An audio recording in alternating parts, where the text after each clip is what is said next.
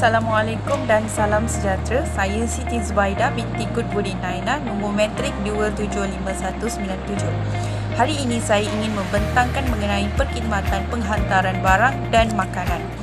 Baiklah, kita terus ke pengenalan. Dalam dunia yang serba moden dan canggih telah mempengaruhi pertumbuhan ekonomi dan meningkatkan penembusan jalur lebar yang mendorong perkembangan global yang e-dagang.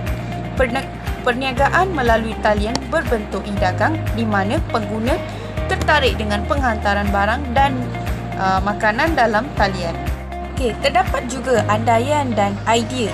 Salah satunya adalah faktor Perintah Kawalan Penggerakan iaitu PKP. Tujuan keselamatan antara penyebab utama perkhidmatan penghantaran makanan dan barangan semakin meningkat. Ketika musim PKP, untuk memperluaskan produk pembekalan sayur-sayuran dan barang keperluan yang lain. Faktor Perintah Kawalan Penggerakan dalam tempoh situasi COVID-19 menyebabkan pengguna dan pembeli memilih perkhidmatan penghantaran barang makanan dan penghantaran agar mengikuti SOP yang ditetapkan oleh kerajaan. Bukan itu sahaja, terdapat faktor lain iaitu mudah dan menjimatkan masa. Dengan cara ini, pengguna dan pembeli mudah meningkatkan pendapatan harian di samping mengurangkan kos operasi yang lain. Assalamualaikum warahmatullahi wabarakatuh dan salam sejahtera. Nama saya Nur Hazwani binti Abdullah, nombor matrik 276152. Baiklah, saya akan menerangkan penulisan tentang pelbagai pilihan mengikut cita rasa dan juga pendapatan pengguna di dalam penggunaan servis perkhidmatan penghantaran ini. Kewujudan perkhidmatan penghantaran makanan bukan sahaja menjimatkan masa, tetapi ia lebih mudah dan efisien dalam membuat pemilihan cita rasa pengguna. Seperti yang kita tahu, Foodpanda adalah salah satu contoh syarikat penghantaran makanan yang semakin dikenali. Ia kerana Foodpanda lebih mudah untuk pengguna melihat pelbagai gambar dan ilustrasi serta komen yang ada untuk memudahkan membuat pemilihan di dalam pemilihan makanan. Selain itu, peluang pekerjaan dan juga perniagaan menjadi lebih luas dengan permintaan perkhidmatan penghantaran ini. Ia juga kerana permintaan yang semakin tinggi, maka lebih banyak peluang pekerjaan di dalam industri sokongan termasuklah syarikat pembuatan bungkusan yang membuat bungkusan makanan dan juga pembuatan kenderaan bermotor. Peluang pekerjaan dalam perkhidmatan penghantaran ini juga perlu lebih banyak kerana pengguna sentiasa mahu penghantaran yang segera dan tepati masa mengikut masa yang telah ditetapkan di dalam aplikasi atas talian tersebut. Dan akhir sekali, faktor Perintah Kawalan Pergerakan iaitu PKP telah membuat lebih banyak pembelian di atas talian ini kerana apabila dikaji dengan lebih mendalam, terdapat 71.3% pengguna mempunyai persepsi bahawa sangat mengutamakan faktor keselamatan dan juga kesihatan bagi mengelakkan dijangkiti COVID-19 ini. Oleh itu, faktor PKP ini juga telah memberi lebih banyak ruang dalam perkhidmatan penghantaran ini digunakan. Saya Engku Azni binti Jantan, nombor kad matrik 275976. Mudah dan menjimatkan masa. Antara faktor pengguna memilih untuk menggunakan khidmatan penghantaran barang dan makanan kerana dapat menjimatkan duit dan tenaga apabila tidak lagi perlu untuk menempuh kesesakan lalu lintas, beratur menunggu giliran, menghabiskan masa mencari kedai yang bersesuaian. Kebanyakan platform perniagaan dalam talian kini menjimatkan masa pengguna untuk membeli barang keperluan tanpa perlu memikirkan masa bersiap. Perkhidmatan sedia ada di dalam talian juga turut lebih responsif yang menjadi salah satu faktor pelanggan memilih perkhidmatan penghantaran barang dan makanan.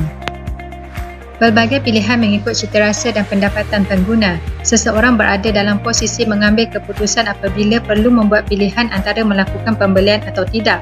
Sedangkan keputusan pembelian pelanggan adalah sama ada memilih yang paling disukai dari pelbagai alternatif yang ada. Keputusan pembelian adalah suatu alasan tentang bagaimana pelanggan menentukan pilihan terhadap pembelian suatu produk yang sesuai dengan keperluan.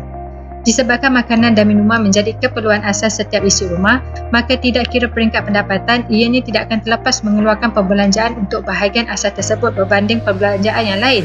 Ianya dibuktikan melalui statistik negara oleh Jabatan Perangkaan Malaysia pada tahun 2019. Di samping itu, terdapat beberapa faktor lain yang boleh menjadi punca peningkatan perkhidmatan penghantaran barang dan makanan, iaitu citarasa dan variasi tawaran, pendapatan individu, jangkaan pada harga masa depan dan dasar kerajaan. Peluang pekerjaan dan perniagaan, perkhidmatan penghantaran menjadi norma baru kepada semua. Ini kerana bukan sahaja permintaan sebagai pelanggan dan pengguna, malah para peniaga turut berpendapat bahawa platform penghantaran yang ada masa kini memberi peluang dan nafas baru sebagai alternatif perniagaan secara tradisional. Dalam pada itu, seiring dengan permintaan perkhidmatan daripada pelbagai pihak, pertumbuhan syarikat yang menawarkan perkhidmatan yang sama semakin berkembang juga kepada suri rumah membuat pendapatan sampingan. Peluang kerjaya juga turut wujud bagi penjawat awam dan swasta disebabkan waktu kerja perkhidmatan penghantaran yang fleksibel memudahkan mereka mencari pendapatan sampingan. Saya Nurul Najihah binti Omar, nombor kad matrik 27618. Hari ini saya akan menjelaskan sedikit cadangan serta kesimpulan. Bagi cadangan, apabila norma baru yang dilalui oleh rakyat menyebabkan pergerakan terhad bagi mengelakkan wabak ini terus merebak, kesemua rakyat perlu mematuhi arahan yang dikeluarkan oleh kerajaan.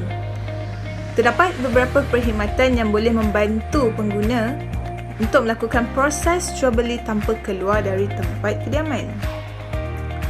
Misalnya, Lalamove, kita ada Grab, Mr. Speedy, GoGet, kita ada Shopping, Helper, Food dan yang paling kerap digunakan adalah Foodpanda pada hari ini. Apabila kita menggunakan aplikasi ini, kita hanya perlu mempunyai akaun dan menempah secara terus di dalam talian dan mereka akan menghantar barang yang dipesan ke alamat pengguna. Hal ini bukan mampu sahaja meningkatkan ekonomi para peniaga, malahan meningkatkan ekonomi negara. Di samping itu, selain pengiktirafan perkhidmatan yang terdahulu dipandang sebagai pekerjaan sampingan, kerajaan juga boleh menjaga atau menaik taraf kebajikan pihak yang terlibat sama dengan mengeluarkan akta e-hailing kepada pemandu perkhidmatan kenderaan yang membawa penumpang. Hal ini kerana perkhidmatan ini sedang menjadi trend di seluruh Malaysia dan dunia juga. Oleh itu, pendedahan industri penghantaran perlu ada inisiatif kepada masyarakat supaya kemahiran serta pengetahuan am perkhidmatan ini seiring menjadi keperluan. Oleh itu, pihak berwajib perlu bertindak dan membuka mata dengan mengambil langkah sewajarnya bagi meningkatkan kadar perolehan meningkat serta kekal dalam jangka masa yang lama. Kesimpulannya, teknologi pada hari ini sangat memegang peranan utama dalam kebanyakan urusan, khususnya ketika menghadapi cabaran kehidupan yang serba baru. Perkhidmatan penghantaran sudah menjadi trend pada hari ini kerana ia memudahkan, menjimatkan masa serta mengurangkan bebanan tugasan harian. Urusan penghantaran barang boleh dilakukan dengan mudah. Banyak faktor yang mendorong, namun ianya perlu mendapat kerjasama yang baik dari semua pihak seperti pengeluar, pembekal, syarikat penghantaran serta pengguna. Kualiti makanan, barangan serta perkhidmatan perlu sentiasa berada di tahap tertinggi. Oleh itu, dengan kerjasama ini sekaligus membantu pergerakan ekonomi negara terus meningkat.